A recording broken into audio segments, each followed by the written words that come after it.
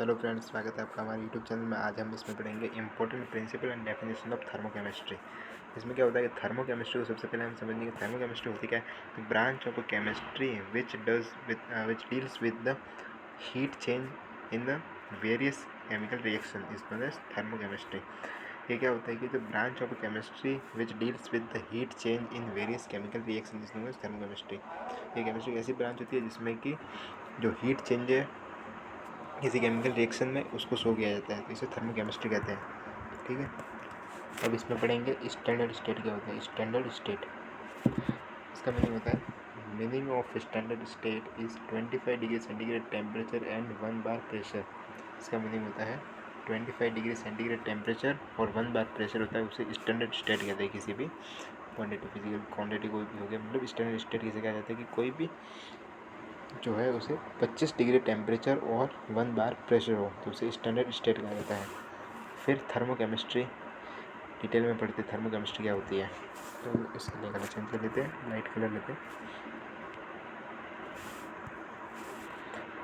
Thermochemistry is a branch of chemistry that deals with the study of the energy change that occurs during chemical reaction, partially the heat energy absorbed or released. It examines that how energy is transferred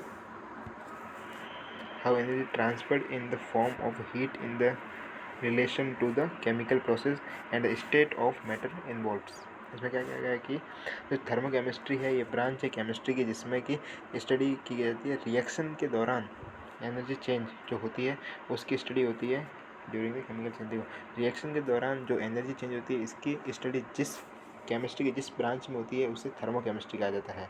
पता चला, जो energy change होती है chemical reaction में तो वो उसकी study जिस केमिस्ट्री के ब्रांच में होती है उसे थर्मोकेमिस्ट्री कहा जाता है। तो अब थर्मोकेमिस्ट्री के जो इंपॉर्टेंट प्रिंसिपल है उनको पढ़ते हैं। इंपॉर्टेंट प्रिंसिपल ऑफ थर्मोकेमिस्ट्री क्या है? तो फर्स्ट लॉ ऑफ थर्मोडायनेमिक्स, ये इसका एक पहला प्रिंसिपल है। इसे कंजर्वेशन ऑफ एनर्जी भी कहा जाता है। तो इसमें क्या है? The total energy of an isolated system is constant. Energy can not be created और destroyed, only converted from one form to another form. आपको पता ही होगा कि जैसे कि ये पहला इंपॉर्टेंट प्रिंसिपल इसका क्या है थर्मोकेमिस्ट्री का, कि फर्स्ट लॉ ऑफ थर्मोडायनेमिक्स, ये इसका पहला प्रिंसिपल है। तो इसमें क्या क्या कहा गया है कि the total energy of an isolated system is constant, energy can not be created और destroyed, only converted into one form to another form. कि कोई भी रिएक्शन है उसके अंदर एनर्जी को डिस्ट्रॉय नहीं किया जा सकता, एनर्जी की फॉर्म बदली जा सकती है one form to another form. तो इसे कह सकते हैं कि एनर्जी वो कंजर्व रहती है। For chemical reaction, the principle implies that the heat released or absorbed during the reaction comes from the conservation of internal energy. तो जो केमिकल रिएक्शन के दौरान जो हीट रिलीज होती है और हीट जो एब्जॉर्ब होती है वो कंजर्वेशन ऑफ इंटरनल एनर्जी के कारण होती है। नेक्स्ट स्लाइड पे मूव करते हैं। तो इसमें हम पढ़ेंगे सेकंड है अपना जो ये प्रिंसिपल है उसका है एंथैल्पी है। एंथैल्पी क्या होता है कि enthalpy is the thermodynamic quantity that represent the total heat content of a system. जो कोई भी सिस्टम है उसके अंदर कितनी हीट कंटेंट है, मतलब रखी हुई है, वो बताने का जो काम करती है वो होता है एंथैल्पी। एंथैल्पी होती है it is the sum of internal energy and the product of the pressure and the volume of the system. तो ये जो जो एंथैल्पी क्या होती है, एंथैल्पी को डिनोट करते हैं एच से। ये क्या होती है? सम ऑफ इंटरनल एनर्जी और प्रोडक्ट और वॉल्यूम का जो मल्टीप्लिकेशन है, इन दोनों को ऐड करेंगे तब जो आएगा उसे कहते हैं इंटरनल, इसे कहते हैं enthalpy. The change in enthalpy delta H represent the heat release और absorbed at a constant pressure. जो डेल्टा एच है वो डिनोट करता है कि जो हीट रिलीज और एब्जॉर्ब कितनी हुई है कांस्टेंट प्रेशर पर। तो एक्सोथर्मिक रिएक्शन रिलीज हीट, तो जो एक्सोथर्मिक रिएक्शन होती है वो हीट को रिलीज़ करती है, इसमें डेल्टा एच नेगेटिव होता है, लेस देन जीरो मतलब नेगेटिव होता है। फिर एंडोथर्मिक रिएक्शन एब्सॉर्ब हीट को एब्सॉर्ब करती है, मतलब डेल्टा एच पॉजिटिव होता है। ठीक है, फिर आ गया अपना heat of reaction. Heat of reaction क्या होता है? The heat of reaction is the amount of heat either absorb और release during the chemical reaction. किसी भी केमिकल रिएक्शन के दौरान जितनी भी हीट या तो एब्सॉर्ब की गई या फिर रिलीज़ की गई है तो उसे हीट ऑफ रिएक्शन कहते हैं। It can be classified as exothermic heat of release, मतलब इसको क्लासीफाई करने के लिए एक्सोथर्मिक और एंडोथर्मिक मतलब कह सकते हैं कि एक तो एक्सोथर्मिक है और एक एंडोथर्मिक है, उसी को हीट ऑफ रिएक्शन कहा जाता है। कि एक्सोथर्मिक तो क्या होता है, हीट रिलीज होती है, और एंडोथर्मिक क्या होता है, हीट को एब्सॉर्ब होता है। तो यही बताया गया कि किसी भी रिएक्शन में हीट रिलीज और हीट एब्सॉर्ब होता है, उसे हीट ऑफ रिएक्शन कहा जाता है। नेक्स्ट स्लाइड पे चलते हैं। अब देखते हैं fourth point, hash law. Hash का लॉ क्या कहते हैं कि the total heat change of a reaction is the same regardless of the pathway taken provided the initial condition are the same। क्या कहता है कि the total heat change of the reaction is the same, कि जो total heat change है reaction का वो same रहेगा regardlessly of the pathway taken, जो पाथवे जो पाथ है वो जो लिया गया है, provide the initial condition are the same, तो प्रारंभिक जो अपनी जो शर्त है वो सेम रहेगी। This law allows the calculation of enthalpy change for reaction that are difficult to measure directly. ये क्या कहता है कि allows the calculation of enthalpy changes for reaction, ये अलाउ करता है कि जो एंथैल्पी चेंज है रिएक्शन की वो कैलकुलेट कर सकते हैं, जो कि बहुत ही डिफ़िकल्ट मेजरमेंट होता है डायरेक्टली करने के लिए, बाय एडिंग और subtracting the enthalpy change of intermediate reaction. तो जो इंटरमीडिएट रिएक्शन होती है उनकी एंथैल्पी को एडिशन और सब्ट्रैक्शन कर सकते हैं इसकी हेल्प से।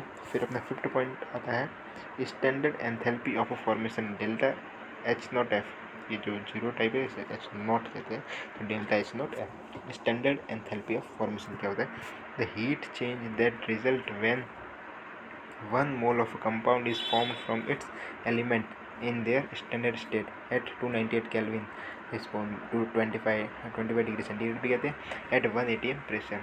Standard enthalpy of formation delta H naught F क्या होता है, the heat change that result when 1 mole of compound is formed from its element. कोई भी एक मोल एलिमेंट है उसको बनाने के लिए जो स्टैंडर्ड स्टेट है उसमें 298 केल्विन टेम्परेचर चाहिए और 1 atm प्रेशर चाहिए, तो उस पर जो एलिमेंट बनता है 1 मोल का उसे कहते हैं standard state of enthalpy for delta H naught F.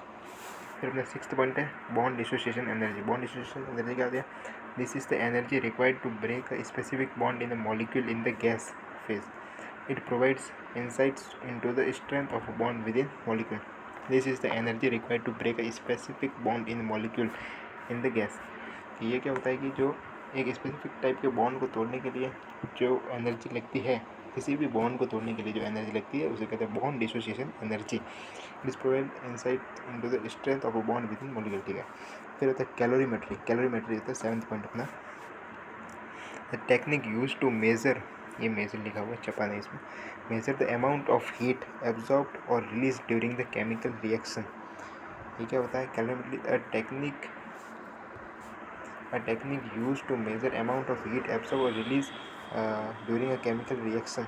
जो एनर्जी जो रिलीज और एब्जॉर्ब हुई है केमिकल रिएक्शन में वो उसको मेज़र करने के लिए कैलोरीमेट्री का यूज़ किया जाता है। Calorimetry is use to measure temperature change and thereby determine the heat of reaction. Heat of reaction और टेम्परेचर चेंज को मेजर करने के लिए कैलोरीमेट्री का यूज़ किया जाता है। अब नेक्स्ट स्लाइड पे चलते हैं। ये अपना एट्थ पॉइंट है heat capacity. Heat capacity, what is the heat capacity? Heat capacity is the amount of heat required to change the temperature of a given amount of a substance by 1 degree Celsius. 1 degree Celsius से किसी compound की जो ये मतलब है क्या, heat capacity is the amount of heat required to change the temperature of a given, किसी जो दिया गया जो कंपाउंड है उसका टेम्परेचर 1 डिग्री सेंटीग्रेड से मतलब चेंज करने पर मतलब उसका टेम्परेचर चेंज करने के लिए given amount of substance by 1 degree Celsius, मतलब 1 डिग्री सेल्सियस से बढ़ाने पर जो हीट रिक्वायर्ड होती है वो चेंज करने के मतलब किसी भी